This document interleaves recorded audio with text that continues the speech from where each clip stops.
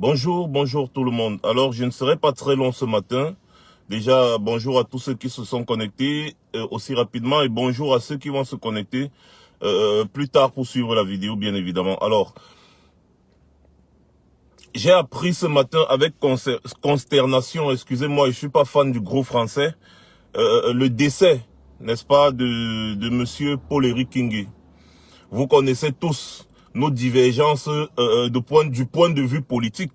Mais cela n'empêche que sa mort soit un drame. Sa mort est un drame. C'est un homme politique camerounais, quel que soit son bord, quelle que soit son opinion ou son point de vue politique. C'est un homme politique camerounais qui s'en va. Et quoi qu'on dise, Paul-Éric Kingué avait quand même une carrure politique assez importante au Cameroun. Donc, sa mort ne saurait se passer comme ça. Je suis désolé, les gars. Je suis désolé, le gouvernement de Yaoundé. La mort d'un homme politique ne doit pas se passer comme ça. On ne doit pas annoncer la mort d'un homme politique comme ça. C'est-à-dire, on dirait que c'est un n'importe qui est mort. Mais non, non, c'est pas n'importe qui est mort. C'est un homme quand même qui était sur la scène politique depuis des années, qui faisait ce qu'il pouvait, quand il pouvait, comme il pouvait, quels que soient ses choix.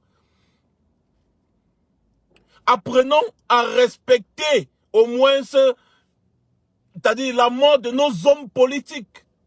On va avoir des divergences d'opinion, n'est-ce pas, avec des personnes, mais cela n'empêche que Paul-Éric Kingué représentait quelque chose pour des centaines et des centaines de personnes, des milliers de personnes, voire. On annonce la mort d'un homme politique, surtout quelqu'un qui a été présent sur la scène politique ces dernières années, d'une certaine façon, avec un peu de grandeur. Un communiqué officiel. Que fout le ministre de la Communication pour nous expliquer comment est-ce qu'il est mort? On entend à gauche, il est mort à l'hôpital général ou c'est à l'hôpital à garnison militaire. Il est mort à la garnison militaire. D'accord, il est mort de quoi?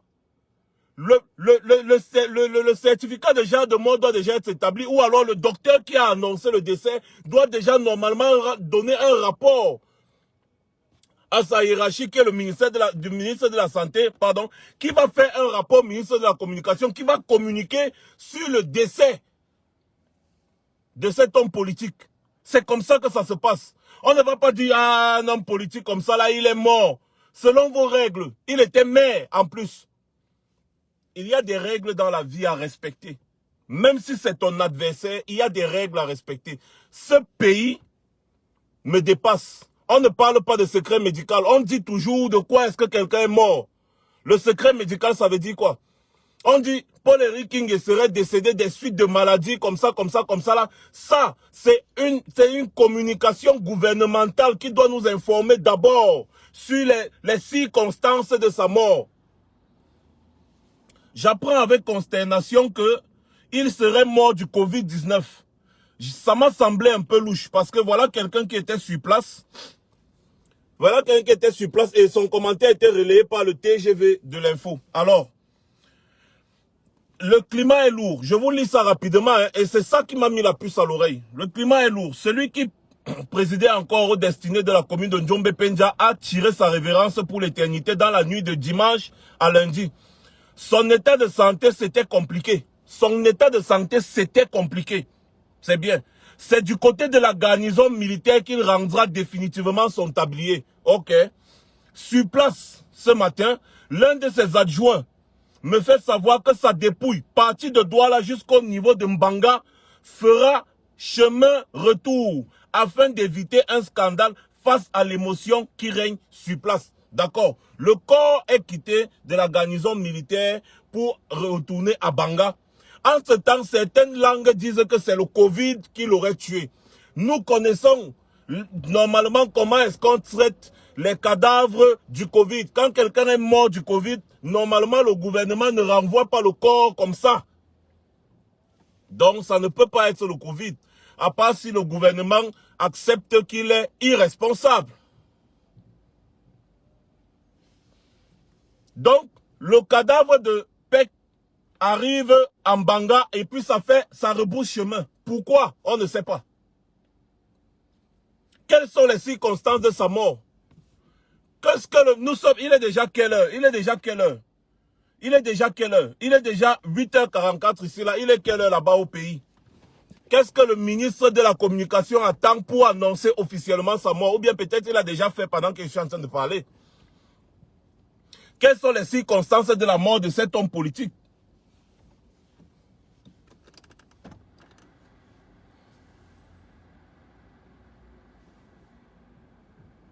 Nous devons apprendre à faire poser des questions. Des questions doivent être posées. C'est comme ça là, nous devons respecter la mémoire des hommes politiques. Des gens qui ont joué un rôle sur la scène politique dans notre pays. Des questions doivent être posées. Nous devons avoir des réponses. Nous devons exiger des réponses sur les circonstances de sa mort. Je vais vous dire qu'il y en a qui parlent de poison et d'empoisonnement. Il faut éclaircir tout ça. Voilà pourquoi j'appelle toutes les personnes qui étaient proches de Paul-Éric Kingé, les jours qui précédaient sa mort, à nous contacter. Dites-nous ce qui s'est passé, comment il se sentait, il y avait quoi. Nous allons mener notre enquête pour savoir ce qui se passe. N'oubliez pas que Paul-Éric Kingé traitait des affaires avec les barons de Yaoundé et il connaissait beaucoup de choses. Donc sa mort peut aussi être quelque chose de compliqué. Oui, c'est pour ça qu'on dit qu'il faut une enquête autour de sa mort. Moi, je n'étais pas au courant qu'il était malade. C'est un homme public.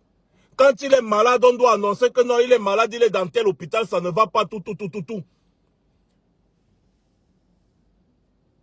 Une enquête doit être ouverte autour de sa mort pour essayer d'établir les faits, savoir ce qu'il a tué. Il est mort de quoi? Et l'enquête ne doit pas seulement être gouvernementale. Voilà pourquoi j'interpelle encore les proches de Paul-Éric Kingé. Venez vers nous. Donnez-nous les informations. Ses positions. Qu'est-ce qu'il faisait? Il souffrait de quoi? On veut savoir. Parce que ne négligez jamais la mort d'un homme politique dans un pays. Ne négligez jamais, même si c'est des morts naturelles, hein, on doit d'abord savoir de quoi il est mort jusqu'à établir que c'est une mort naturelle. Ne négligez jamais la mort d'un homme politique dans un pays. Nous avons appris ça parce que nous sommes à l'étranger. Ici, là où nous sommes, on ne néglige pas la mort d'un homme politique. On ne néglige pas.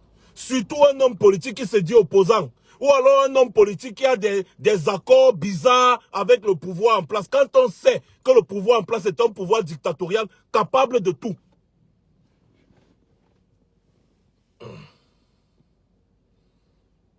Merci beaucoup Mireille Teka. Kawala a été testé positif au Covid, mais pour personne ne sait.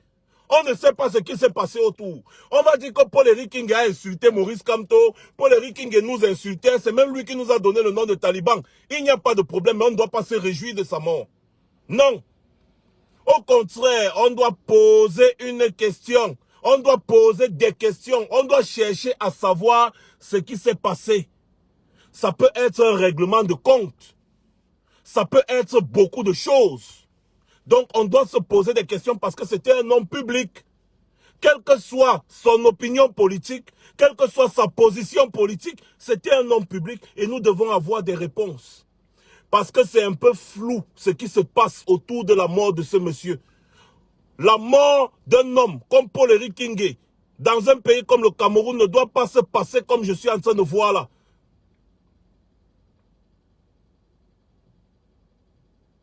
Attention. Je dis bien, il y a des divergences de langue. Depuis que j'essaie de me renseigner, je n'arrive toujours pas à comprendre comment est-ce qu'il est mort. Il souffrait de quoi et depuis quand?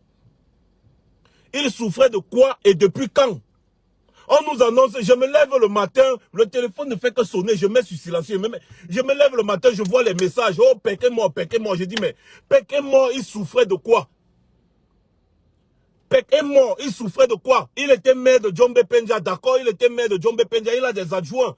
Ils doivent nous dire qu'est-ce qui s'est passé, quel Covid-19.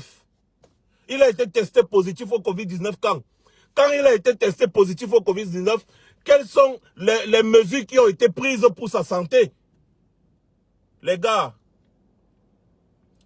dans un pays qui se respecte, dans un pays où les populations respectent les gens, On ne doit pas. Il y a Estelle, ceux qui veut intervenir. Estelle Nyankam.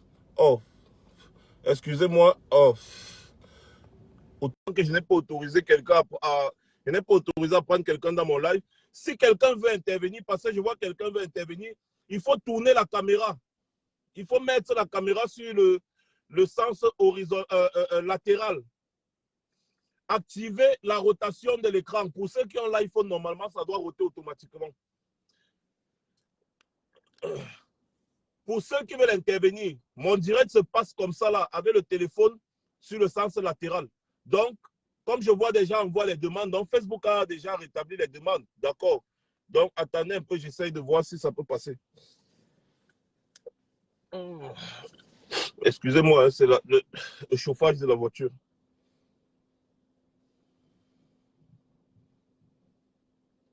La mort d'un homme politique ne se passe pas dans un pays, ça ne se passe pas comme ça, non. Je suis désolé, ça ne se passe pas comme ça. Bon, horizontal ou latéral, moi je parle seulement, mettez le téléphone dans le sens latéral. Ouais, horizontal, je crois que c'est debout, non, ou bien je me trompe, moi je ne sais plus. Vous tournez le téléphone, vous activez la rotation automatique.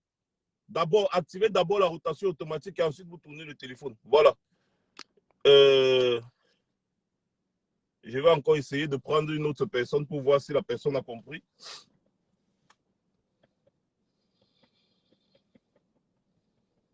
Nous devons savoir ce qui s'est passé. Il est mort du Covid. On doit nous présenter son test Covid. Il a fait le test du Covid quand? Nous devons poser des questions à ses proches.